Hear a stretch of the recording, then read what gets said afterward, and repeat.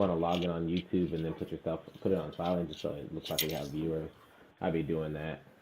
Yo, yo, yo, what the fuck is up, my guys? Welcome to the first official episode of your Super Bowl Packers. Now, I know you're like, well, when the fuck was the last time these niggas won the Super Bowl? But it's a double entendre. Those who know, and those who don't. Like everybody says, if you know, you know. Nigga, if you get it, you get it. If you don't, you don't. But I got my man with me here today, AG, one of my close childhood friends, basically fucking family out here, man. It's my cousin, bro. Our fathers grew up together. We grew up together. And, you know what I'm saying, we out here. So go ahead and tell them a little bit about yourself, my guy, and we can go ahead and get this kicked off. What's up? It's your boy AG out here in San Antonio, Texas, by way of Chandler, Arizona. Like you said, we grew up together. Father's lifelong cheeseheads, so we cheeseheads. We don't bleed red. We bleed green and gold, baby. You know what I mean? So that's just how we roll, So we just here to talk about the Packers from the fan point of view, trying to give you something a little bit different, represent the black side of it, you know what I mean? Because that's just how we roll. So welcome to the Super Bowl Blackers, you know what I mean? AKA the Super Bowl Packers. Hey, thank you very much. Beautiful intro. So today, what we're going over in our first episode is the free agency moves and the wide receiver room for the Packers. There's a lot of decisions that need to be made this offseason. We have a young core, and it was a highly touted core coming into this season. Everybody was like, oh, well, you don't need a number one receiver, and this, and that. But I think we've kind of disproved that throughout the season without having a game plan for any random person, or even if you're not going to have a wide receiver, have a game plan for that wide receiver that could hurt the team the most. We didn't seem to do any of that, so now it's just kind of time to dial it back and get back to what's going on. Today we're going to be talking about who we're keeping, what roster moves may be made, injuries that need to be dealt with, and what potential pickups we can make to improve upon our roster or shape this room up going into the 2025 season. So, with that being said, we're going to start off with the niggas we already got on our squad. As you can see here on the screen, we got Romeo Doubs, Christian Watson, Jaden Reed, Dontavian Wicks. Those are our top four, and then we got a sprinkle of Bo Melton and Malik Heath. With that being said, with those people, we have some concerns coming up, and we'll kind of go over everybody one by one. What do you see Romeo Doubs' role into the future for this team, and where do you see, again with his injury, his recent injury history, where do you see him going, or what do you think he's going to be doing? So with Romeo, I really like Romeo Doubs, right? I like the position in which he runs his routes. He seems to get open fairly frequently, or even if he's not open, he seems to understand his own body control for finding the ball. But the problem is his body control once he is falling, right? It seems that his skull is always finding a way to the ground. And even with the Guardian cap, right, he finds a way to just kind of bang it back. And again, I'm not saying find a way as if he's deliberately banging his head back, but it just seems like the way that he's being tackled or the way that he's hit, he's always back parallel to the ground and his head is banging backwards against it. So when Romeo Doubs is on the field, I feel like he gives us another explosive element to the offense, and I feel that's another weapon in which Jordan Love can trust. But the other element to that trust is the availability of it. And him going into this last year, I was kind of looking on Spot Track, just kind of when we were making the notes and just kind of using some of that info, I was like, what's a reliable source? Is either PFF, Spot Track, and all these other places. So I used that to see what a market value of him would be, right, for it. And I don't know if this is absolutely true, but in the notes it said that market value for him, this is the last year of the deal, was like 4 years, 86 mil. You know what I mean? So that was like 21 and a half million a year that he would be, valued at, on the free market. And it just becomes an availability thing in the same way that, say, like Sam Shields, right, in the concussions, eventually became an issue to where it just took him out of the game, and we're worried about the safety of this player as well. So I like what Romeo Doubs can bring to the offense. It really is just going to come down to his own availability. You know what I mean? I agree. I agree. And to build off of that, I mean, there was a point in this season where he wasn't available due to non-injury, I think. I feel like we got that taken care of. I don't really know what was going on in that situation. I was kind of tapped in with it, and people said it was he had some family issues that he did or didn't disclose or whatever the fuck, or that he was crying because he wasn't getting the ball enough. And I think how I feel about that situation is up until that happened, I feel like our offense was like humming, and I felt like Jaden Reed was becoming that guy. And I've been live streaming the game all year, and I have been talking about Jaden Reed, and he was like, they were putting up stats like he had more 20-plus yard plays than even Tyreek Hill over his opening part of his career, so on and so forth. And then once that happened with Romeo Doubs, Jaden Reed almost went non-existent in our offense from the moment forward of that happening. On top of Romeo Doubs missing a game himself against the Rams, coincidentally, against the Rams. Then comes the concussion things, and I didn't think that the concussion was that bad because niggas fall backwards and hit their head often. But, Right. Obviously I'm not the one out here trying to judge yes or no, but at the same time, as a receiver, your job entails you high pointing the ball and getting up there. And I don't feel like other receivers are falling backwards and hitting their head as often as him, even if they're going to expose themselves for the big jump or to climb the ladder or even, whatever the case may be.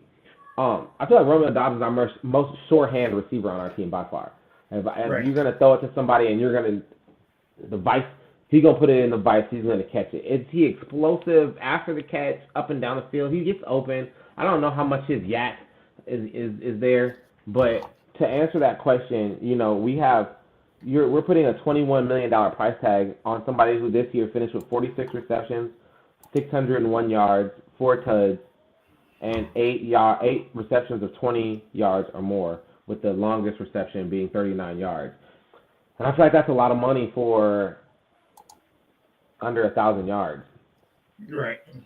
For that level of production, you would think that you would have a clear number one in stats right there. Right. And like you said, the level of body control that it comes down to, as the receiver, not to go out of order, Jaden Reed seems to be more gadgety, you know what I mean? As far as we're going to use him in more of a Deebo Samuel type role, he's going to get more jet sweeps, right? He's going to get more like low crossing routes, right? He's going to get more corner routes, or like he's going to get different types. But as far as Romeo Doubs, like he could bail Jordan Love out of, you know what I mean? Like, I just need you to catch it, right? You know what I mean? I'm just going to zip it in there because Jordan Love is a quarterback who trusts his arm, right? And so he's just like, hey, I need you to make a play. And while Doubs is always getting his hands on a play, right? Even if he doesn't necessarily make a reception, the result afterward, can be definitely consequential, for that. And so, like you said, paying that amount of money for the level of production he would be provided, or that he has provided, right, is just not feasible. And it came down to also with this group of receivers, if we were going to continue to be that young core of receivers where it's like, hey, we don't definitively have a number one, then it's going to come down to LaFleur to prove that you don't definitively need a number one, right? And I'm not scheme. Right, through scheme, and I'm not necessarily putting it all on the floor because the players got to go out and execute the scheme, right? And injuries happen, and you can't completely blame it on them, right? So you got to give a level of grace to both sides, but it's going to come down to if you're going to put 10 toes down on, hey, receiver number one, fuck that, right? I don't scoff at the question. And then you're not getting the level of production out of all of the tiers of receivers, right, that you do have if they're not necessarily all number ones, a level of we have number twos and threes that can be number ones on any given day. You got to prove that through the scheme if it's going to be, a trade-off of your turn, my turn, your turn, my turn. Right. It has to be more detailed, more schematically than that. Because like you were saying, I feel like Romeo Doubs is more of a possession wide receiver. Like, he has the short hands. If you need a third and short, if you need whatever, I'm not asking you to beat a nigga deep, but get quick open and make a contested catch with some solid hands. And so, again, when you as the coach, Matt LaFleur, you got to look at games like that. okay, does this team struggle against receivers in the slot, or do they struggle against deep burners, or do they struggle against people who are able to make that contested catch because they got a bunch of soft ass corners or whatever the case may be.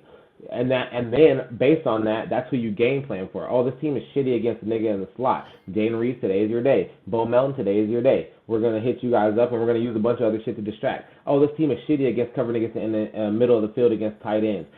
Tuck and Musgrave is gonna be y'all niggas' day today. You know what I'm saying? It has to be something like that. It can't just be like we have no number one, so everybody can beat anybody on the roster cornerback 1 through 4. So y'all niggas go get open, and Jordan Love will figure it out. Like, no, it can't be that. It has to be, if that's going to be the case, like you said, it has to be a more concise and detailed game plan to specifically attack the weakness of that defense with that player. And again, like you said, to further your point, the skill levels of the players have to match, because even though Dontavian Wicks I think he led the NFL in separation on routes run. But yep. I mean, like, nigga, if you're dropping the ball a fucking trillion times, we can't game plan around you, motherfucker. Like, I can't trust you if you're dropping the ball 2-3 times a game. Like, that's not cool. I mean, it felt like when he had that open opportunity, either he was trying to think of the play that he was going to make afterwards, or he just for sure was just like, you're just trying to clap to catch the ball. You know what I mean? Instead of trying to grip that shit. You know what I mean? Like, what are you trying to do? You know what I mean? Hit you in the face mask. You know what I mean? Like, I just don't understand how, and that's what it gets back to the point of, like, executing the scheme, right? The scheme got you open and he threw you the ball. What are you going to do now, right? The ball's in the air. That's your chance, right? You can't control nothing. Like, the wide receiver is the most dependent position on everyone else, right? You know what I mean? Like, because, hey, the snap has to be executed. The line has to block. The quarterback has to get me the ball, right? So all these layers have to go through before I get the chance. If all that goes through, your chance is now. Is it a catchable ball, right? You know what I mean? And in most cases that go to you, Dontavian, that shit is usually catchable. And that shit is usually like, whoops. You know what I mean? Like, my bad. And I can't even fault him. Jaden Reed was on the same boat. We had a bunch of niggas in the 6 to 5 plus club dropping it. You know what I'm saying? So, final thoughts on Romeo Doubs. So this is his 4th year, right, that he's coming into? So he's still in his rookie contract, so we don't have to worry about signing him again. He's automatically on the team. So do you think we're going to do anything or move him based on his injury history, or he's going to try to demand something crazy, or how do you think he'll be on the roster going into next year still, top at 1-2 receiver? I think he'll finish the year with he'll start the year with us, right? And it's all going to depend on, obviously, you know, it's so very early, right? It's still the playoffs, and the Eagles just won, you know what I mean? I know we live streamed right after, you know what I mean, the Eagles and the Rams game, but I would think that Romeo Doubs still has a viable role in this offense, right? I just don't think, again, that he's going to demand that money, right? If he's going to demand that money, the Packers strategy is usually going to be like, good for you, right? You know what I mean? Like, whether, you know what I mean, it's Clinton Dix, you know what I mean? We're letting them walk, right? You know what I mean? Like, or it doesn't matter who it is. Right. You know what I mean? If you can go get that money. If we didn't pay Tay, we're not paying you, nigga. Like, right. You know what I mean? Go get paid, right? And we was trying to pay Tay. Right, you know what I mean? And Tay realized the grass isn't always greener, and we may get to Tay in a little bit, right? But it's one of those things like the Packers again will let you walk, right? You know what I mean? Right. And it's gonna see how our philosophy is gonna change over the next couple of years, or how aggressive we're gonna be. You know what I mean? In bringing in people, retaining people, or you know what I mean? Like trying to trade for people. And so we'll cover all that soon, but. You know, I think he has a viable role in this offense. Yeah, I agree. All right, so moving on, we'll go ahead to Christian Watson. His stat line, he had 29 receptions for 620 yards, so he outgained Romeo Doubs, his classmate, his draft mate. He only had 2 TDs, which, damn, I guess I felt like he had more, but he only had 2 TDs, but 12 receptions of 20 yards or more with a long of 60. You know, I was talking about this with a Packer fan the other day, and I like Christian Watson, and I like the things that he brings to the table. I like how he opens up the field for our offense. I just wish he had a little bit more Jordy in him, just a little bit more Jordy. just a A fraction. little bit more Jordan? Okay, yeah, I can respect that. Like the thing about Christian is that he is the one that unlocks the whole offense, right? Right. Based on the I don't have a number one receiver thing. He's the one that's going to take the top off of the defense, draw safety help, you know what I mean? Like basically switch up or scramble and make it an easier read for Jordan, Right. right? And like you said, you thought he would have scored more touchdowns, but a lot of his catches are either I'm gonna go high pointed or I'm catching it in my chest, but it's like jumping, falling catches, right? You know what I mean? Or like I'm covered. It's really weird with Christian where the wide open ones, like it's in your breadbasket, is in your stride. I'm not catching those. That's Right. gonna bounce off my hands. That shit is not complete. That shit is every fucking time. You know what I mean? Right. Like it's a walk-in touchdown. I'm not getting those. But 99 jump ball, give me that. You know what I mean? Right. Like it's one of Right. those like I'm getting that. I'm looking for that moment, but it's never usually in the end zone, right? Right. He's never usually, or if he catches it in stride, it's usually going to be caught, or he's going to be caught before the end zone because he's trying to zigzag instead of trying to like just use break line speed. If he used Right. more break line speed, I feel that nigga would just zoom on people. But like he's trying to do too much. Nigga, you are 6'4", you too lanky to be out here trying to do all this dancing shit. Use them Right. strides, go. You Right. know, Find a like lane and hit that hoe. Yeah, so right. I agree with that 100%. And a Christian Watson ball results in one of three things. Either he's wide the fuck open streaking and Jordan Love underthrows it and so he doesn't hit him in stride, which that pisses me off more than anything. More than any of the, well, I guess not more than the you're in stride and he hits you perfectly and you drop it. That pisses me off, the number one. But the underthrows by Jordan Love, it's like, nigga, you know how fast this nigga is. Beam that shit out there and make him work to get underneath it. Stop, like, hanging it up there and making him have to, like, slow play it and shit. And then, like I said, the other one is it's a wild circus catch that he has to make, and he's diving or jumping or climbing a ladder or doing something. So now your speed is null and void once you come down with the ball, like, nigga. So those are the things. I guess that's the frustration, and you know what I'm saying. And I felt he had a good year this year, from a productivity standpoint and from a health standpoint, really, because he wasn't really out. And the time that he had a brief concussion or a head injury or whatever. He came right back from that.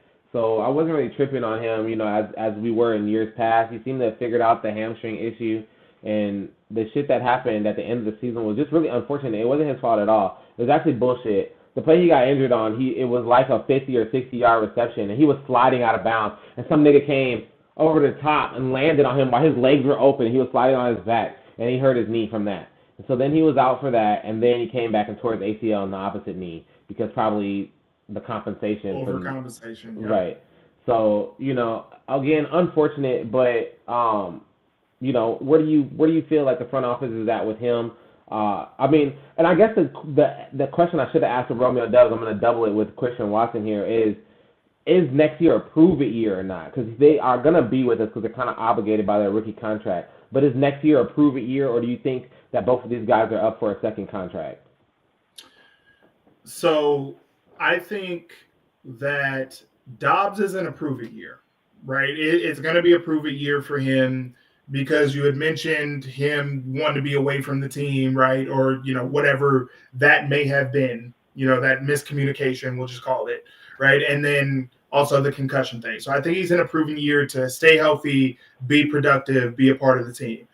Watson isn't going to have time to prove it, right? He's going to be out most of the season, because of this ACL injury. So I think that with Christian Watson, there's going to be two roads that he could necessarily follow, right? Even when he comes back, he could either take like a 1 year prove it, right?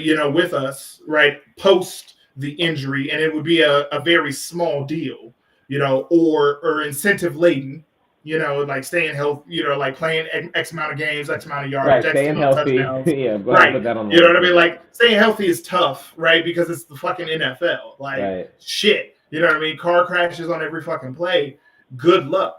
But it's one of those things like, hey, maybe X amount of games played, reception goals, touchdown goals, yardage goals, whatever. He can get into another prove it year, right? But he's not going to have much time to prove it.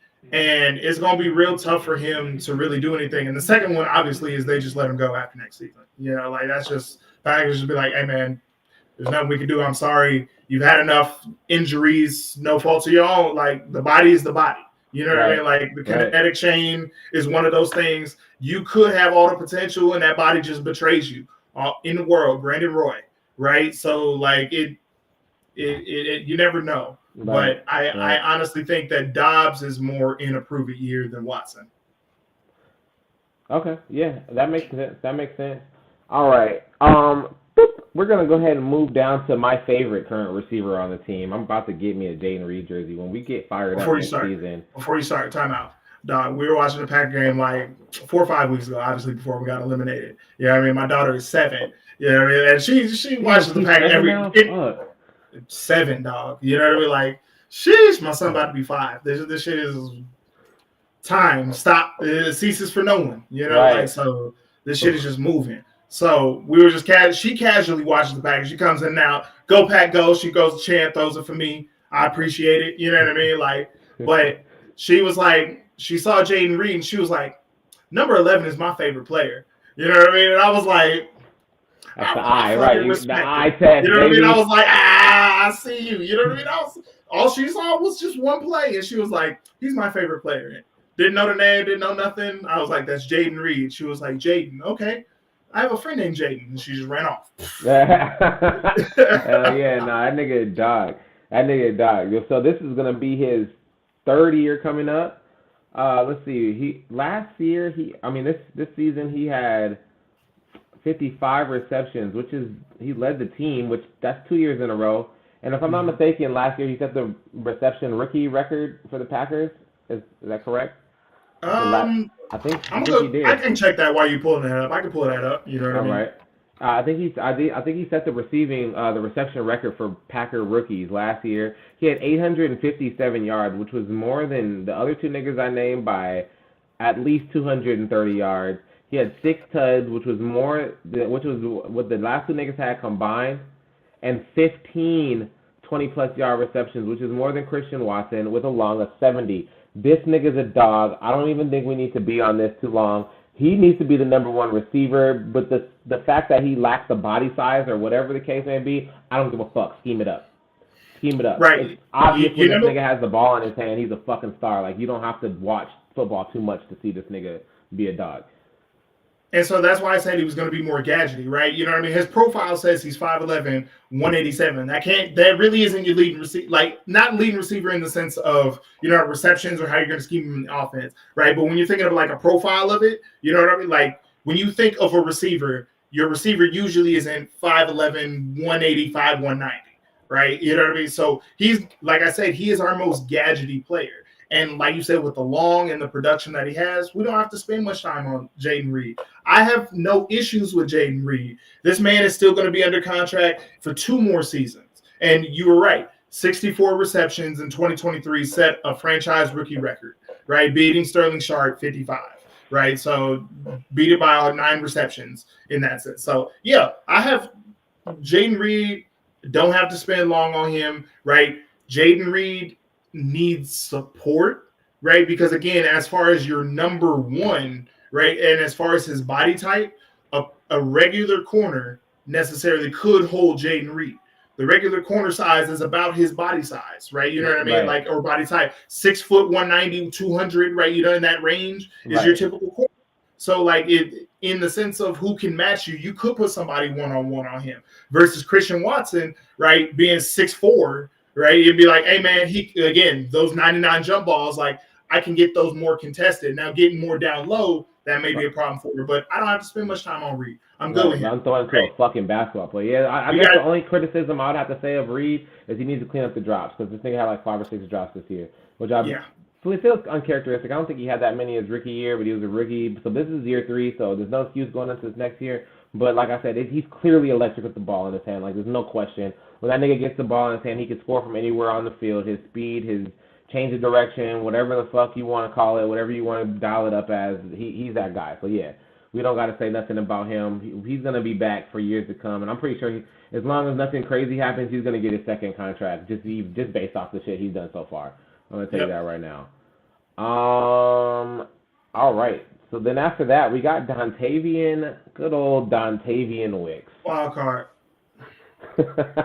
Wild card, dog. Just, you know what I mean? Like, I don't know if he's big joker or little joker. You know what I mean? Like, it's a wild card. You know what I mean? Like, this man could be ace of diamonds. He could be basically three of hearts. Like, I don't know what this man could really fucking be at any fucking point. Let me tell you his stats for this season. He had 39 receptions, 415 yards, which was the lowest amongst the top four, but 39 receptions was third. 5 TDs, which was second. I didn't realize he had 5 TDs, and then 4 plus 20 yard receptions and 36 yards with his long, which is the lowest. So, I mean, he has a nose for the end zone, and again, I know everybody was trying to call him Devontae Wicks in the beginning of the season, but he's gonna have to clean up his hands if he wants that moniker. But he's that guy in the goal line. He's that nigga in the goal line who can win quick and easy, and we can get him the ball. So he can put up that volume of touchdowns quickly without having to get the yardage behind it. But again, that comes back to hands and drops. I could envision this nigga as a middle of the field threat. I could envision this man blasting past the linebackers and safeties out the slot.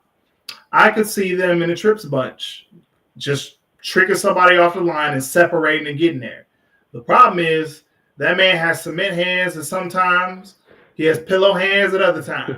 And that's the shit. It's just, I don't know what I'm going to get. That's why I said he's a wild card. There's no happy medium. There is not a happy medium. That's what I'm saying. Like, again, he's third in the team in receptions, right? But he had the lowest yardage.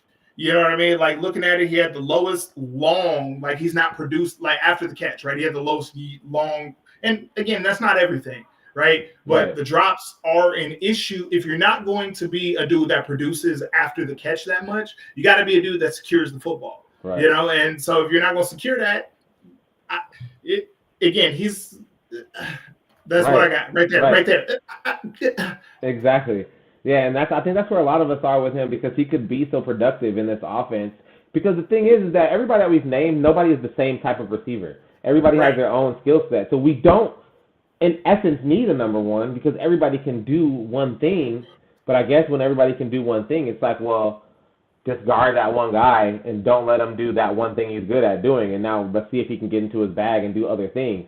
And this nigga Dontavian Wicks, just off the top of my head, the 200 or 150 yards he is behind the other two niggas, and the one touchdown he is behind Jaden Reed, he could have been above both of those things without the drops. So he could have easily elevated himself at least to the best one or two receiver on the team had not been for the drops. So again, it puts you in a real head-scratching position for him. What year is he in? Is this his second year? So he's going into the last year of his deal, and he'll be a restricted free agent after the 2025 season, 2025-2026. So he's been on the team longer than Romeo Doubs and Christian Watson. So it looks like it's they may. I got the draft order right here. Let me see. On Football Reference, I just got to pull up that page. And I can tell you what they're... Hey, give me 1 second. I'm going to grab some juice from downstairs real quick. Oh, get the juice. Live. This man running to the fridge live. Listen, my percent over here getting warm and shit, and I ain't got nothing to put the juice with it, and I'm like, fuck. I ain't mad at it. I'll keep the people going while we there. So while this man gone, we over here trying to get the Packers draft class over the last couple of years, which also can play into the analysis of it. So we're trying to see if Wicks has been on the team longer. So I got the rounds right here. So Dontavian Wicks and Jaden Reed were part of the same draft class. Jaden Reed was the second round pick as Wicks was the fifth round pick. Let me see, 50 versus 159 overall. So it looks like they've been on the team longer, but because he's a fifth round pick, I think their deals are structured a little bit differently versus the second round pick. Fifth rounds don't get the automatic 4 years or some shit? Probably, you know what I mean, as far as a rookie. So yeah, I don't think it's later the same as like the first 3 rounds, you know. So either way, you know, Okay. Okay. from the fan So perspective, doesn't so that matter. means after next year. Damn. Is he okay? Damn. Somebody got smacked in this Ravens game. It looked crazy. That nigga, he like, and then like went down flat on his face and laid there. Then he You got going for up. Lamar Jackson or what? Hell yeah, hell yeah. I've been saying all fucking weekend. Black QBs on me. Black QBs on 3. 1, 2, 3. Black QBs. Black We turning QBs. up. We turning up. Lamar had a great year this year, and I want to see him have some success. And you know, I need him to beat this white boy Josh Allen, but I really need this nigga to beat Patrick Mahomes. But yeah, that's a tall task. Watching them play yesterday, they're just like Golden State used to be. Like they'll play Golden State will play a bullshit ass game for 3 quarters, and then in the fourth quarter come out there and hit fucking 33s in the fourth quarter on your ass, and now all of a sudden you lost by 30 after playing a good game for 3 quarters. And that's how the Chiefs are. Like they just know when to turn it up, and then they just, you know what I'm saying. So they're a good team. But I was trying to explain to my wife yesterday the difference of being a black quarterback and a quarterback that's a real nigga. You know what I'm saying? Like Lamar Jackson is a real nigga. Patrick Mahomes is a black quarterback. Michael Vick is a real nigga. Donovan McNabb is a black quarterback. Cam Newton is a real nigga. RG3 is a black quarterback, but over time he's kind of proved he's a real nigga. It's just hey, I like RG3. You know what I mean? Like this nigga. Me too. There's one thing you can always love about somebody, again, as long as they're not harming anybody, that is unapologetically themselves. Right. Right? You know what I mean? Like, and as long as you are not, you know what I mean, putting anybody down, you know what I mean, making anybody feel unsafe, you know, anything like that. If you are just let's not say being putting yourself, anybody down, because I think if you putting people down, let's go back to as long as you're not making people feel unsafe. Time out. Putting I mean marginalized groups. When I say putting people down, okay. I mean like keeping them down, right? You know what I mean? Punching down on people. Like punching down on people, right? I'm not okay. talking about like giving analysis, you know what I mean, to shit or having your own opinion on whatever it is. I'm more talking about you can't just be out here on some, you know what I mean, racist, misogynist, xenophobic, you know what I mean? Like the regular 7 layers, 7 deadly sins of phobias, you know what I mean, that you can't be. You know, as long as you ain't none of these, you know what I mean? Like your opinion is your opinion. You know what I mean? Like the fuck, you know what I mean? And there's there's a concept of real nigga that gets lost. A real nigga is just the unapologetic nature of yourself.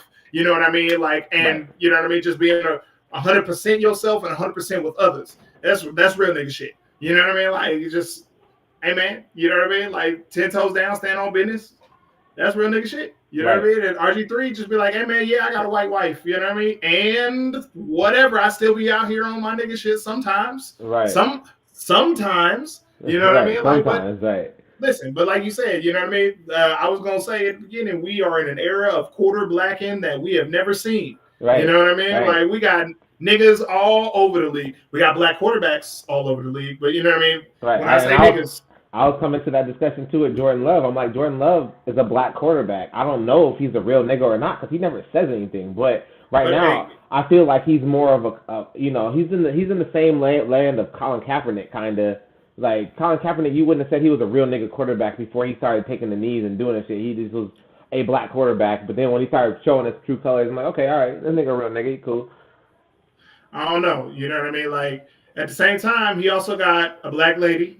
Jalen Hurts got a black lady. That's true. You know what I mean? Like, that's true. You know, like, just, you know what I mean? They went that way. You know what I mean? Like, they stayed the course in that way. Are they less melanated? Sure. You know what I mean? Like, but this nigga also could have went the absolutely non-melanated. You know what I mean? Like, they could have done what everybody else did, what every other nigga tries to do. You know what I'm saying? Right. You know what I mean? Like, you know, no shade. You know what I mean? My wife's Mexican. You know what I mean? But that's how that works. You know what I mean? Like, it depends on where you work. Like, Russell Wilson is not a real nigga. I don't give a fuck how much he talks to Sierra. I don't give a fuck about none of that shit. That nigga's not a real nigga, bro. I don't care what nobody has to say. Not to spin around. Okay, so there are exceptions to being unapologetically yourself. right?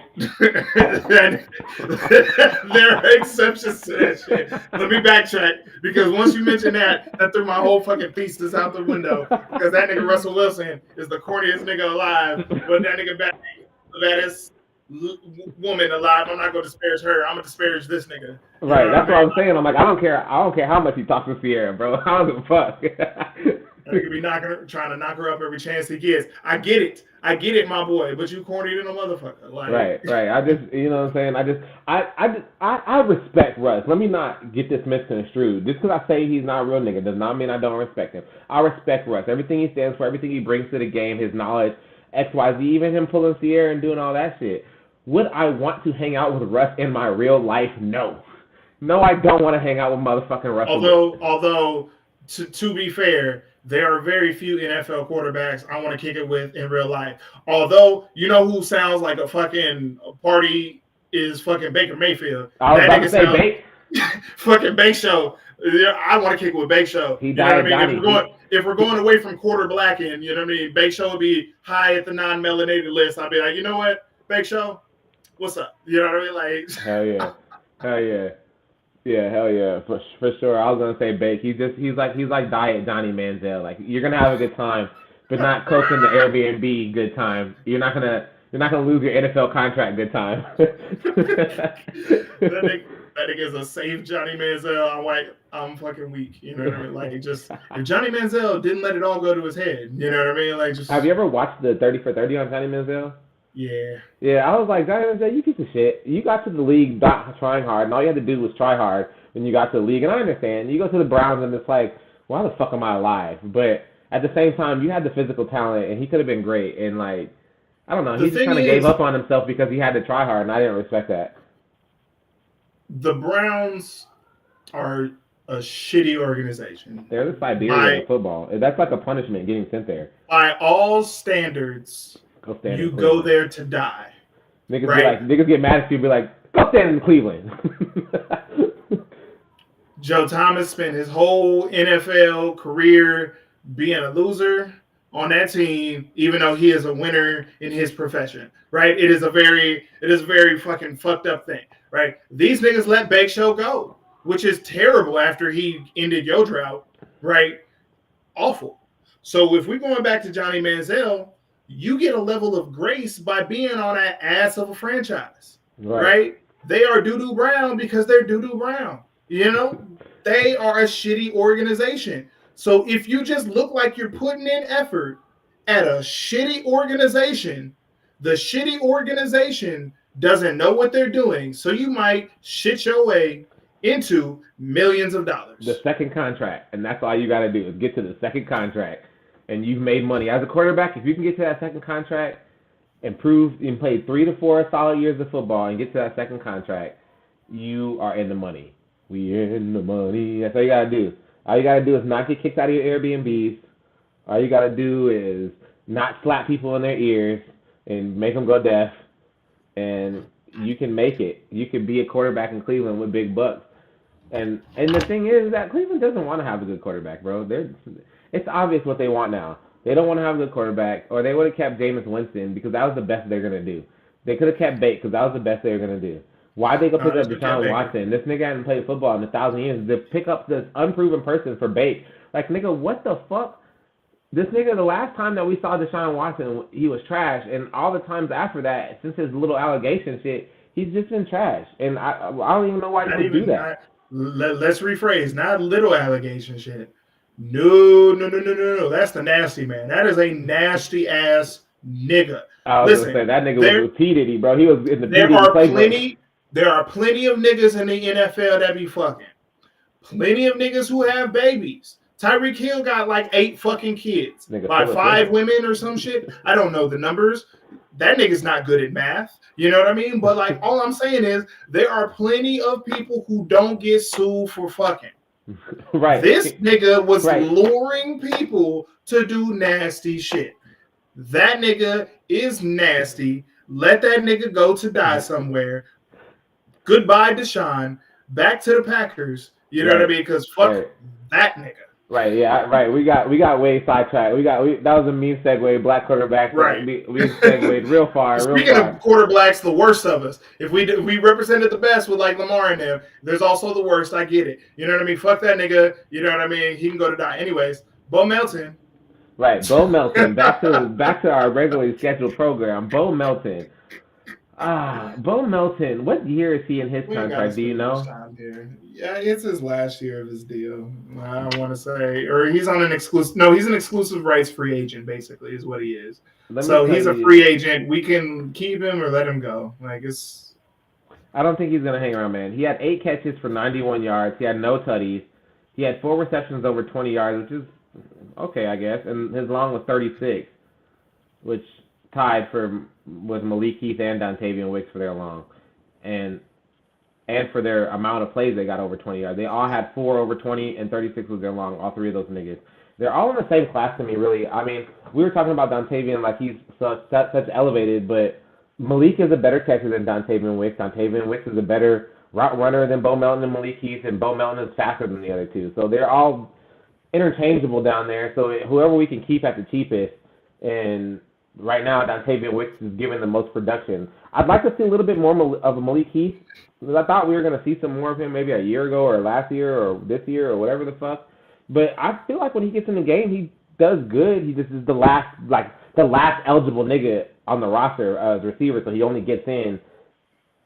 And then if niggas are hurt and if we're winning by a lot, he's one of those niggas. So I don't really know where to put him. We can cover him and Malik Heath in the same breath, really.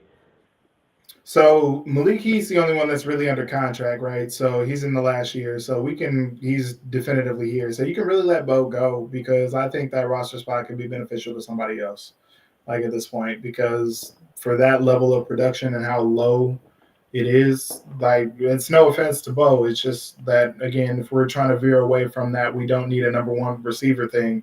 We don't need, 2 2s, 2 3s, 2 4s. Like it's kind of redundant. The main difference between him and Malik is Malik had 10 catches, which is 2 more. He had 6 more yards, but he had 2 tutties in that same field of work. You know what I'm saying? They had basically the same receptions, basically the same yards. He had 2 extra touchdowns. Malik Heath did. So I guess that's why maybe I feel like he, is better, does better. He's further along his progression chart in his career than Bo Melton. I thought Bo Melton was going to, have a kind of, I wouldn't say a standout year, but I thought he was going to be featured a little bit more because he showed up a couple times last year in some big games. He had an over 100-yard game once last year against the Vikings, but I guess that's when their defense was taking a shit. Bo Melton might be Jeff Janis. He might be. One of those that give you a couple like memorable moments, and be like, wait, why isn't he featured more? You know what I mean? And I was like, because he's Jeff fucking Janis. You know right. what I mean? Like, right. I don't know, like just because tell me who he's going to replace from the roster at the top 4. Right. You know what I mean? So that's really what I mean is that if we're really going to go into, kind of this next venture of what we're trying to be, I don't think it's going to have room again for more bottom tier receivers, right? That you can't call upon again from a practice squad or, you know what I mean? Like if injuries serve you that purpose. So like where Christian Watson is not going to be here. He's going to be here, but I'm just saying he's not going to be available for most of the season. So something's got to give overall in this receiver class. So what we got coming up? Yeah, he's the odd man out really. And I'd like to see some more Malik Heath, but we'll see. So, yeah, that's the room right now. So, again, if we're getting rid of some of these people or whatever, these pieces, so that's kind of the pieces that we're going on right now. We can move on to the next segment. Let's see here. The next segment is the free agent class. This is actually a pretty good free agent class for wide receivers. It's pretty sick. So let me start with you then. That's pretty sick.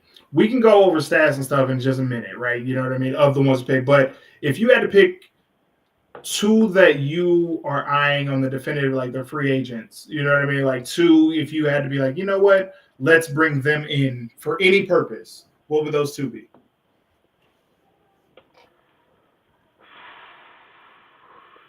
Of this list, the people who hop out with me as far as our scheme, I mean, T. Higgins is the obvious best choice out of everybody available.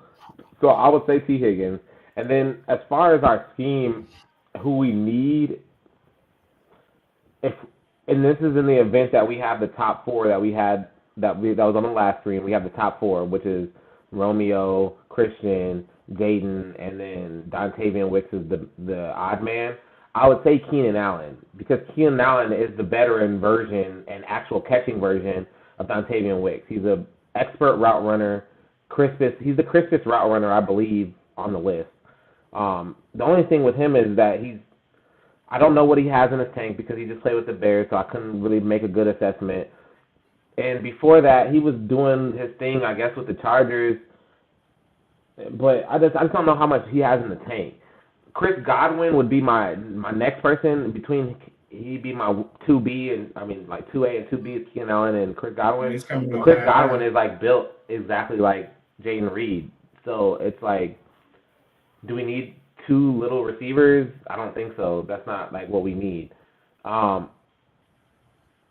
Cooper is not an option because that nigga drops it more than everybody on our team. Fuck him. And Stephon Diggs, just fuck that nigga from jump. Fuck that nigga anyways. I don't like Stephon Diggs. He's a fucking piece of shit, and I just don't like him. So he's not as good. I mean, he's good, but he's not as good as he thinks he is. That's the truest statement, right? You know what I mean? He's also coming off IR. So Godwin and Diggs, you know what I mean, coming off IR. Mike Williams coming off the Jets and the Steelers, you know what I mean? And Amari Cooper in and out with Buffalo, you know, not Mike really. Williams has never impressed me at any point in his career.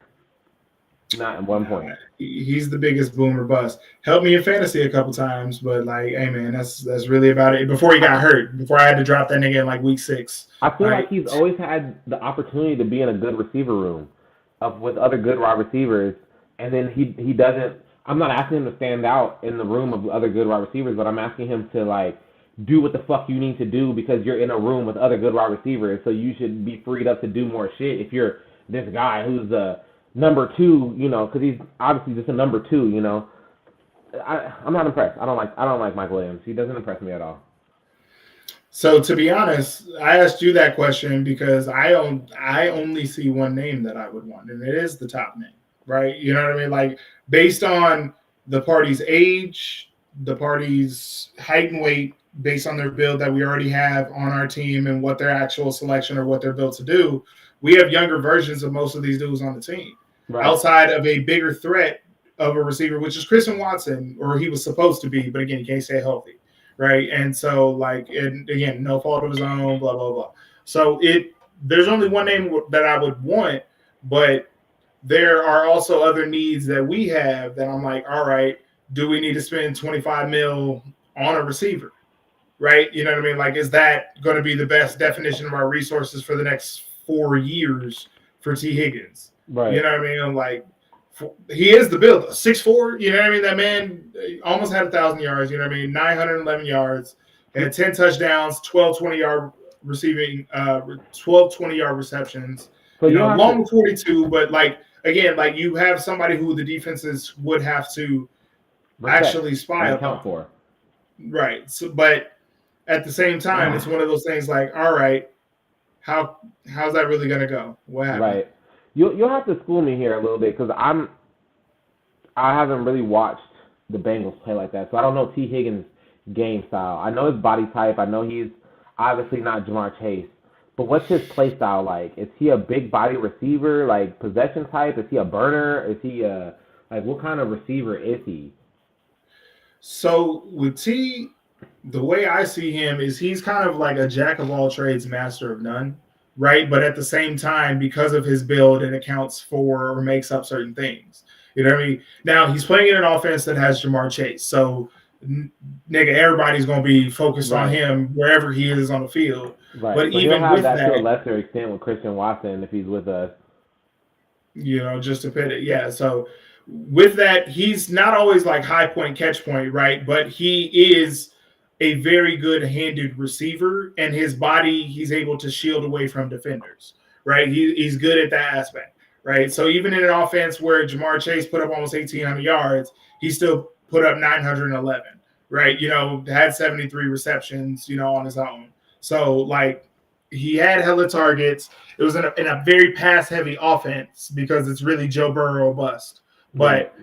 even with that, there's only one name that I would want from them. But again, I don't think that the allocation of resources is going to be great because we have other needs that we need to address that I'm sure that we'll talk about, in the coming weeks. Right. It just really depends on how the front office feels. Like, do they feel like they can get Jaden Reed to that level of 1,000-yard receiver? And how much they trust Romeo Doubs and Christian Watson to stay healthy and take that next step. Well, not even take that next step, but stay healthy. And then how much they expect Jatavian Wicks to take that next step on who they would pick up. Because, right, I wouldn't want to spend that much money if we thought that best case scenario, everybody takes that next little step. If Romeo Doubs and Christian Watson stay about par pace where they are, and Jaden Reed takes that next step, his third-year jump, and Jatavian Wicks doesn't even take the next step, just stops dropping the fucking ball. Let's just say that. Then you have the potential to have 3 600-plus wide receivers and a 1,000 wide receiver. You know what I'm saying? So do you want to spend that much money on another nigga who can come in and kind of improve the passing game, but, it's going to improve, but like you said, there's greater needs other places, and that's not like we would be going from an A minus, a B plus to an A to an A plus. You know what I'm saying? It's not that huge of a jump. Yeah, I don't know if, like you said, I don't know if we have the resources to allocate to that. It would be nice to get T. Higgins. Oh, my God, bro. The Ravens out here are trying to – oh, my God, bro. Oh, my God, bro. What happened? I missed it. I hadn't been watching. I should probably pull it up. The last three plays, Lamar Jackson hiked the ball, tripped over his offensive lineman and fell down, and then got tagged down, lost the yards. But then 2 plays, he got all the yards back, got a first down. Then this play, it was a high-ass, wild-ass snap that Lamar Jackson barely caught, and then he juked somebody and was getting upfield, and they grabbed his foot, and when he spun around, he fumbled the ball. And these niggas scooped it and returned it to about the 25-yard line. So 7-7, but that just cost them. They were driving. They were in plus territory till that happened. But yeah. So I don't. Yeah, like you said, I don't know if they want to allocate the resources to that. This list, it's a good wide receiver class. Like I said, it just really depends on, like you said, if we want to allocate that money. DeAndre Hopkins is too old, and he's not producing with the Chiefs. So if he can't produce with the Chiefs, then they literally have nobody on their team to throw it to. He's not gonna do a lot here. So I feel that same thing with T. Higgins, but we don't. I would say I was of the impression that we don't do cool shit, which we don't do a lot of cool shit. But under Goody, we've been doing some cool shit. This year we've done the coolest shit. Yeah, Ted wasn't doing much cool shit, you know what I mean? But Goody out here trying to do some cool shit. He needs to do better with his first-round picks, right? Because the last couple first-round picks have not panned out, right? First and third. Position. You said what? First and third. The third round has been dreadful. So let's see. This past draft, we had Jordan Morgan, didn't really play. Edge was doing well. Bullard, hell yeah. You know what I mean? Like, Bullard and Coop, second round, killed it. Third round, we had Lloyd and Hopper, didn't play. Fourth round, Williams, right? Then we go back to LVN last year, ain't done shit. Then we got Luke Musgrave. He got hurt, but he was doing all right. Then we had Jaden Reed. Tucker Kraft was in the third, right? So he's been the I can guarantee that Tucker Kraft is the best third-round pick that Gutekunst has picked during his tenure. Because there was like the thing the other day, or not the other day, but like last year I read about his third-round picks. Oh, it was like... Nigga, you ain't got to say no more. Because when did Goody come into power? It doesn't matter. Orrin Burks was a third-round pick. You know what I mean? Jace Sternberger was a third-round pick. Josiah DeGuara. That's your favorite tight end? Yeah, I mean, him and Josiah are your favorite tight ends, bro. Amari Rogers was a third-round pick. Bro, you know don't even mention his name around me, bro. I fucking hate him, bro. I hate saying I hate a motherfucker, but I hate that nigga. Jesus Christ. We fucking suck in the third round. Yes. Yeah, see, I knew I wasn't just being delusional. There's a lot of garbage. You weren't. Because, there's some other ones in here that are just god-awful. Right. Yeah. Okay, so what is the likelihood that you think that we're gonna pick up any of these niggas on this list? And if we do pick them up, who are they replacing on the depth chart? I think our likelihood is 0% Not chance. the binoculars. I Nigga think said, that shit is like fucking double zeros. You know what I mean? damn. But no, if I have to get a real percentage, I think we have a percent chance of only going for T. Higgins. Everybody else is a profile of what we already have at a younger version, already under contract. We have most of our receivers are under contract, right? We have 5 receivers under contract, 4 that are really going to play because of Watson's injury. So we'll see how that goes. But I think we have a better chance of trading for somebody or finding somebody that potentially may be good. Okay. All right. Yeah, let's check out that list. That kind of wraps up the free agent class. Let's go ahead and check out that list of available people for trade and cut and contract delegation issues with teams who are broke and garbage and rebuilding. Let's see here. We got Garrett Wilson. He's a good receiver. We got Devontae Adams, big dog. DK Metcalf, George Pickens, Deebo Samuels, and Christian Kirk. I mean, of that list, I hate to say it, but the only person that I feel like we would actually pick up and do anything and pay and try to snub them and pay them something is Christian Kirk because he's the lowest profile but could add some shit. But I don't even want that nigga, so we're not even gonna talk about him. That nigga's 6 feet tall. Like, don't do that. Like, just that's not the body type we need. We don't need a whole fucking squad of 6 foot niggas. You know what I mean? Like, that's Right. We don't need a bunch of speed demons and shit. We need right. Don't let me get to faking like I've been paying attention to college football. Don't let me get to faking like I'm paying attention to the draft. But in the sense of what the fan feel of what I feel we need for a receiver is big body, right? I need somebody who seems or deems larger than the man across from him, right?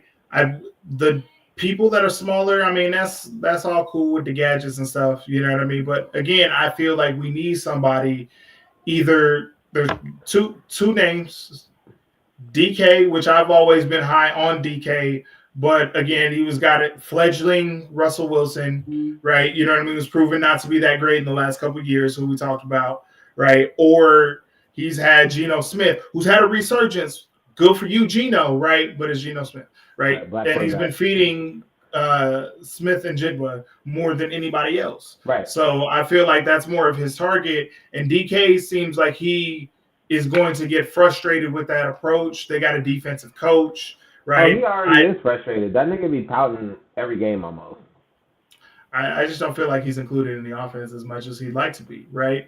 And I feel like if you give somebody who would scheme better, right? I feel you going from Pete Carroll, you know what I mean, to McDonald. Like I don't think he's being schemed in a way that is more beneficial to him. No, there's definitely a different level of juice there.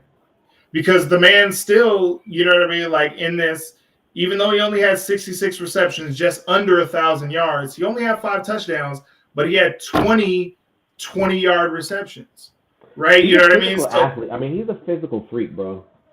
That's what I'm saying. Like, he's a physical freak. I feel you have a better chance of trading for him under the contract he's on and then giving, like, trying to negotiate an extension with him than you would be trying to, like, flat out sign a free agent with that cap space. Right. I feel like you could fit a current contract under your cap space where you can negotiate that better, right? And maybe give up, second or third, for DK and go from there. Because he's still showing you, like, he can get 1,000 yards, basically, right, with Geno Smith. So, like, even with, like you said, his attitude or his pouting or whatever, I feel like if you get him a feature offense, this man could explode in it because he still got you explosive play after explosive play. Off of 66 receptions, 20 of those were 20 yards. You know what I mean? Like, that's right. That's what I'm saying. You're like, hey, dog, he can still boom, like, get you what you might need in that, even if it may not always result in the end zone. And let's be honest. And his longest was still 71 yards. Like, you know what I mean? Him and Jaden Reed, out here with the 70-yard, like, you get somebody who can still get you productive, like, big gains off of minimal receptions. Right. Like, I get you first downs a third of the time. If he's gonna be a big body in the red zone, But if anybody, he'd be who I trust more as, okay, if we're moving away from the philosophy of we don't have a number one. T. Higgins is not going to come in and be the number one receiver, even if we picked him up for that same 25. Right. DK right now is making 25 a year on his current contract. It's 3 years, 75. But he knows what it is to be a number one. He's a veteran, and like I said, he knows what it is to be a number one. He's a number one receiver. Even though they're feeding the Rook more over there, DK Metcalf is a number one receiver. You know what I'm saying? Yeah. And for the same amount, like you said, for picking up a contract and making the same amount of money, I mean, I'm going to put my money in the proven commodity who's beat number one corners, who plays that big body ball. You know, who will like shove you through the dirt. Like, right. He's still only 28 years old too, right? So it's not like he's over the hill or like a Keenan Allen. Even though Keenan Allen's like 4 years older, that's 4 NFL seasons older. Right. Injuries or DeAndre included. Hopkins, who's older. Right. So I just feel that having that big body, him specifically, imagine a combo of him and Jaden Reed, and your third is Doubs, right? You know what I mean? If you slot everybody down accordingly, you know what I mean? Where imagine just what you could do, and you still got Tucker Kraft, right? We're not on the tight end, right? But you still got Tucker Kraft in there at the tight end spot, who was a great receiving tight end. Right. Hey, man, imagine what you could do with that. Right. Or even just having Josh Jacobs, too, who's a great receiving back.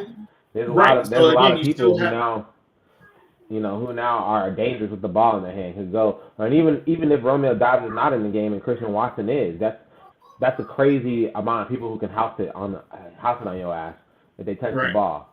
So just going through the list real quick, I mean, the Jets don't have shit, and they're not really in a rebuild, so they're going to keep Garrett Wilson. He's going to get re-signed. Devontae Adams, he's the only other person who seems like he could be on the move, and I wouldn't mind picking up Tay. Come home! I was about to say, how do you feel about Tay? Come home!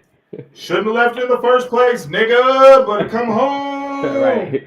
Like, nigga, you should have just stayed, right? You should have just went through the bumps and bruises, you know what I mean, with Jordan Love, right? If Aaron Rodgers wasn't going to be your buddy after that. We saw that this man is cooked. Aaron Rodgers cooked. Not Devontae. I'm not talking Devontae. Because Devontae still had 1,000 yards with whoever the fuck was throwing him the ball. And it was new arm Aaron Rodgers. Since Brett Hundley was the quarterback that season. Devontae is going to get his dance. Still got a 71-yard reception, still making big plays, 16-plus 20-yard receptions. Like, I'm looking at this from a fan point of view as I need big plays in this offense. Right. And I'm not always talking about it has to be over the top big plays. Is somebody open, and what can you do after you get the ball? Tay's always been good after the ball or just in a possession, right? This man showed himself to be very versatile in that. So even with that profile, I feel that he, as the veteran presence, and then with these younger niggas, teach them what the fuck to do, right? Teach them the methods of how you went from a dropping-ass receiver to fucking Cole. What'd you say? My bad. Oh, no, you good. My bad. I didn't mean to interrupt you. I was saying I feel like he could give great tutelage to Dontavian Wicks. Like, their play style is very similar.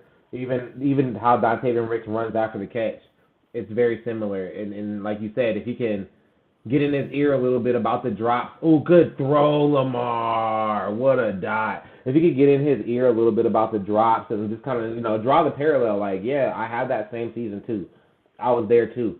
But, you know what I'm saying? You got to come and you got to raise yourself to that. He just dropped like a 50-yard dime on this nigga on the 2-yard line. So now they're real close to tying it up.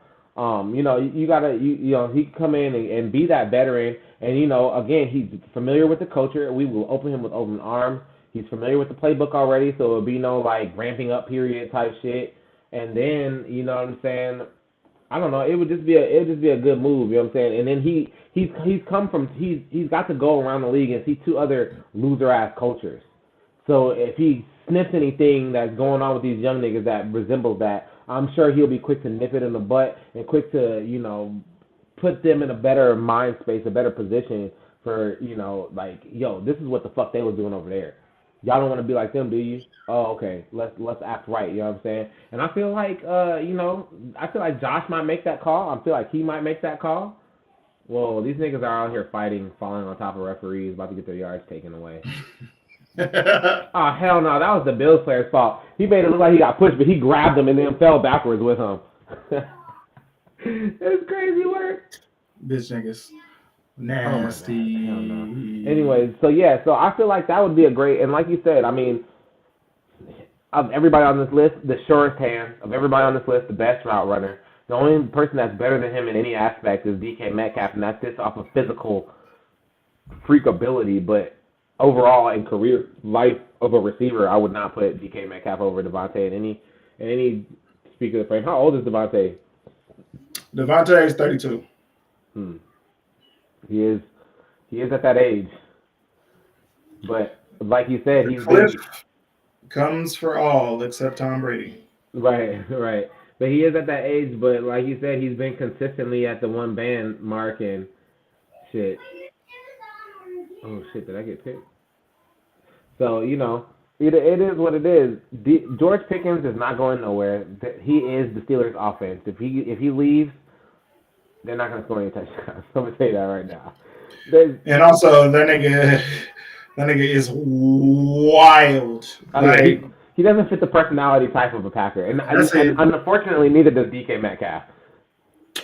I feel like DK Metcalf is more easily reformed than George Pickens. That nigga George Pickens be body slamming niggas on the field. Not even a part of the play. Away from the fucking play. Before the whistle, after. This nigga just be slapping niggas' helmets. You know what I mean? That nigga's just looking to fight. I don't give a fuck. He reminds me of one of the kids on my son's football team named Zay Thomas. And that nigga, he comes from a house where he has like 8 siblings in the house. And he's just a wild. He's the oldest. I think he's the oldest. Maybe he has one older than him. But he just wild, bro. He just wild. He just be out there wild. And it's all brothers. There's no girls. There's just 8 niggas, all niggas. So he just be out there doing bullshit. And I'll be like, Zay Thomas, bro. And he doesn't do that on the field like during the game, but that's how he acts in real life. That's how George Pickens acts in the game. And this nigga be on some WWE shit, bro. And I'm like, for a team that gets flagged as much as we do, I don't need that on my offense at all. I don't need it at all. Not even a little bit of it, nigga. Bench. Like, somebody put that nigga on the fucking tackler sled and let that man just get bodied. Hell no, yeah. That nigga Deebo Samuel, that nigga Zesty, and he can't catch. He's another non-catcher. He drops so many plays, and he's more of a throw it to me in the screen, not like a downfield. I don't want him to catch the ball anywhere deeper than like 3 or 5 yards. Unfortunately, Deebo Samuel.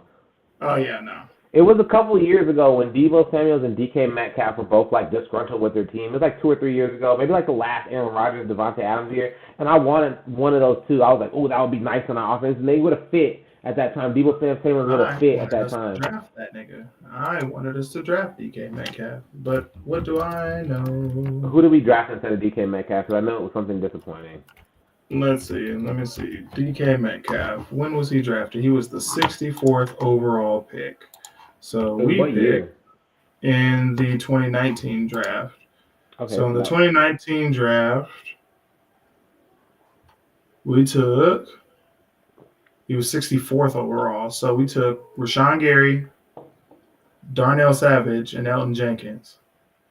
Okay, I guess I can't be too mad at that. Darnell Savage is the only way. I was going to say, but again, because we had traded into that, we had those 2 first-round picks, I was like, dog, that's fine if you get, Rashawn Gary. Okay, but DK's just sitting there for you. Okay, we got Savage. All right, Jenkins. Okay. And then again, we had Rodgers at this point. So I was like, you could get him somebody, but they don't want to. They want to find late round gems for the wide receivers, and I get that. So to wrap up the wide receiver thing is we just need to get serious. The draft and develop is fine sometimes, but now it's not that point anymore. If we want to stop doing this empty calorie type schedule where we're fucking feasting on the Saints and the Jags and the fucking Miami Dolphins in the cold. You know what I mean? And the Texans when they're fucking awful and the Cardinals, you know what I mean? Like none of those are serious. Teams while they're limping on a foot and shit. No. just if we want to actually be serious, you know what I mean, and be like, hey, again, we saw that we as the NFC North won this many games, fraudulent. You know what I mean? Like frauds, all of us. You know what I mean? But like, that's not who we are. Right. That's We're everybody not else. That's supposed what to I be expected frauds. everybody else to That's do. those niggas. They're not supposed to fulfill their promises. You know what I mean? Like, and be like, hey, look at us. We're the Vikings, nigga. Y'all ain't going nowhere. Look at Right. us. We're Detroit. We know you're not going anywhere. You're cursed. And that's what the Vikings do all the time. They be shitty. They be shitty. Middle of the league, think they're good. They get some fucking random ass, fucking pasty white quarterback who never had no swag, who win nobody 9 knows, one-score games. and go fucking win. They go win like 12 games, and that's the formula. And then instead of them, and then they get bounced in like a game or two in the playoffs. And then instead of riding that same hot hand, like, hey, look, guys, we have something that works. Let's stay here. They're like, nope, we're on to the next. That's what they did with Case Keenum. That's what they did. I mean, they let Kirk Cousins stay around for too long. There was somebody else, I think, maybe before Case Keenum, and that's what they're doing right now with Sam Darnold. He's not going to be there next year. They're either going to have to choose up and sign Sam Darnold to a long term or something extra, or go ride the rookie J.J. McCarthy. And that's what they always do. They always have they come and have a good year where they come out of the gate 9-1. They think they're good, and they go and shit the bed in the playoffs instantly, and then they change. They feel like, oh, you were better than this quarterback that we got. We're gonna just go and do whatever and get another quarterback, and we're gonna be better than we were. No, nigga, you guys are the same niggas. That's what you guys have always been. Sorry for getting your hopes high. And then, like you said, Detroit is just Detroit. They're just cursed. Like, there's no reason they should have lost that game. I mean, I guess they're injured. Their defense was depleted. I mean, I'm not gonna lie. Their defense was depleted. But let's be honest also. They didn't lose that game because of their defense. They lost that game because of Jared Goff with 4 turnovers, 3 picks, and a fumble. Like I said in the group chat, listen, man, you are relying on a toddler when we were talking about the Cardinals, you know, and Kyler Murray. You're relying on a toddler in the backfield, and checks notes, Jared Goff. Listen, man, if I had to put checks notes, I don't think I want to put my faith there. I don't believe it. I'm trying to put in Jordan Love. I like Jordan Love, right? I'm not saying that, but when I say trying, you know what I mean? I'm going to put my faith in this man's hand. I was ready to turn to Aaron Rodgers' page and his melodrama, right? So we'll just see what happens. And the Bills are trying to run it down Baltimore's throat and just kick him in the teeth right now. So I don't know what's going to happen in this game. But Packers basically just need to get serious when it comes to the receiver. Somebody's either got to step up, or it's time to execute and get rid of one of these picks, use some of this cap space. This dead money's going to start coming off. It's about that time. This is my thing. I know you didn't really bash the draft and develop strategy, and that's been our thing for so long. And draft and develop is fine for finding supporting cast, for finding role players and all that shit. But when you have a fucking star, you have to make sure they don't leave. Example, Devontae Adams. When you're drafting and developing, not everybody's going to be a star. Not everybody's going to be great. Sometimes you'll get a room full of people who are Donald Driver, Jordy Nelson, Devontae Adams, James Jones. And now you've done a lot, and now that's great and everything. And no, you can't sign all these people. If you can, make it work, whatever. But when you're getting down to the whittle, and you have Devontae Adams, which is a generational wide receiver, let's just be honest, and nobody else on your roster, and you're like, well, we're going to draft and develop, but you're going to start back fresh, you got to make sure that you don't let Devontae leave in the first place. We wouldn't be in this situation right now. We'd be in the same situation right now with Devontae Adams had he been signed. There'd be no difference. We'd have all these niggas still.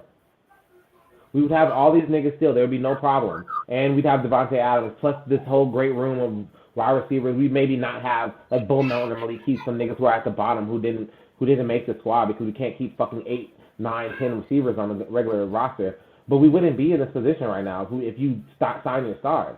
But when you don't do that and you don't sign your stars, then you have to make sure if you don't see a clear star by year 2 or 3, you go and get somebody who can be that person. You can't just be like, oh, well, we're drafting and development. They're all pretty good. They're all B+, B- receivers. That's not good. That's not going to get it. Because there's A+ defenses out here. And the defense that you're going to play in the playoffs, like we just ran into the buzzsaw of the Eagles, that's an A+ defense. And if you don't have somebody who can win and get open one-on-one, then you have a whole slotted situation of lockdown shit that you can't pass to. Now you're in a shitty situation. Right. So I'm hoping to see improvement on that side of the ball from Gutekunst's end and from Jaden Reed's side. Doubs, you might need to wear that Guardian cap all year. This game is over, bro. These niggas got it down to the 2-yard line, didn't score a touchdown. And now Yeah, dog, I saw that and I was pissed the fuck off. That's why I was just like, Ravens ain't trying to win this shit. Although, listen, I'm rooting for the quarter black, right? But if the Ravens lose, Chris Broussard is wrong, and Chris Broussard be pissing me the fuck off. So, like, why you don't like Chris, bro? Chris would be having old ass stances and fucking staunch opinions that are just vehemently wrong, right? And then when they win one game, they'd be like, "Well, what about this?" You know what I mean? I was like, "Nigga, you got one reference point that you keep hitting all season. Like, the shit is just, well, it's the most important." All right, like, it's just, I don't know. He's just an old ass man who be pissing me off. Old people sometimes, no offense to old folks, but y'all be pissing me off. I don't say it's not even old people who piss me off. It's old people who refuse to accept that time has changed. If you're an old nigga and you're still running, if you're an old nigga and your mindset is, well, players need to play through concussions and we need to have an offense that runs the ball more than passes the ball. If you're living into antiquated, like norms, I can't bop with that. I can't bop with that at all. You have to like Andy Reid is not that person. He's an old ass nigga who knows what the fuck is going on in today's league, and he's willing to change his game plan for today's league. He's not like, oh well, this worked 20 years ago, so I'm gonna still do it. Like, excuse me, I feel like Mike McCarthy does that. He don't want to change. He's just gonna be Mike McCarthy and just be Mike McCarthy. And that's why the Cowboys suck, because they have a high-powered offense with stars, but they got Mike McCarthy out there calling plays, and he's trying to call plays like it's 2008 and it's 2025.